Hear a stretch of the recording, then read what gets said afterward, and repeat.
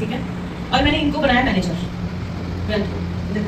ठीक है, ये मेरे मैनेजर हैं और ये एम्प्लॉय हैं। अब मैंने जो काम कहना है वो किसको कहना है? मैनेजर को, क्योंकि वो मैनेज करेगा ना अपने आप। अब मैनेजर का काम किसको कहना है? एम्प्लॉय को, कर्मचारी को, ठीक है। ये क्या है? प्रोसीजर। परमेश्वर जो हूँ मैं इसके जीवन में काम करूंगा, डायरेक्ट भी बताऊंगा। कैसे?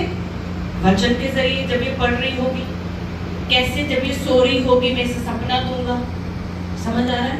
कैसे जब ये आंखें बंदी करेगी तो मैं इसे दर्शन दूंगा।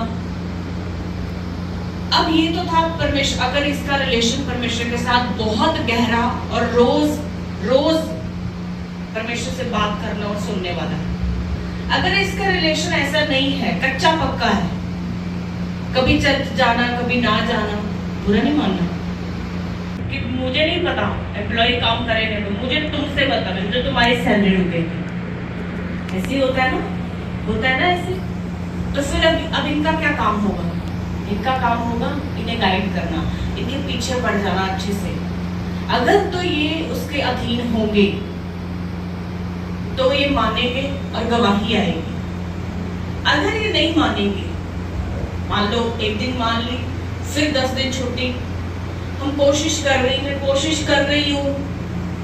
ही कर रही हूँ, लेकिन पूछा नहीं कैसे करो, मुझे बताओ, ट्रेनिंग नहीं लेनी है ना, कुछ आगे करने के लिए कुछ मुंह खोलना ही नहीं, मतलब खुद सियाने बनना। अगर ये बने तो क्या ये बढ़ पाएगी? क्या इसको डायरेक्ट नौकरी दे दे और ट्रेनिंग ना दे, क्या ये सही काम करेगी? 6 महीने में आउट हो जाएगी, है ना। 6 महीने का एक टाइम पीरियड होता है कंपनी का। अगर तो आपने काम किया तो आप वैलिड हो, आपकी तनख्वाह बढ़ जाती है। 6 महीने में अपने जो है बॉस को खुश करना होता है, ऐसा ही है ना, समझ आ रहा है वचन? तो परमेश्वर ने जिसको भेजा है उसको वो डंडा देकर रखा है। प्रभु यहोवा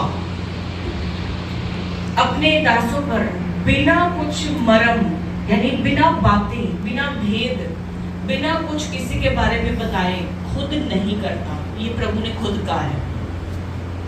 इसकी लाइफ में तब तक कुछ नहीं हो सकता, ये 100 में से 1% चांस होता है कि प्रभु डायरेक्ट बात करें। 1% चांस होता है, 99% क्या होता है? आपका दास, आपका भविष्यवक्ता। कितना को समझ आया वचन? अगर तो ये अधीन है इनके तो ये पूरा सही चलेगी, अगर इनके अधीन नहीं है तो ये बार बार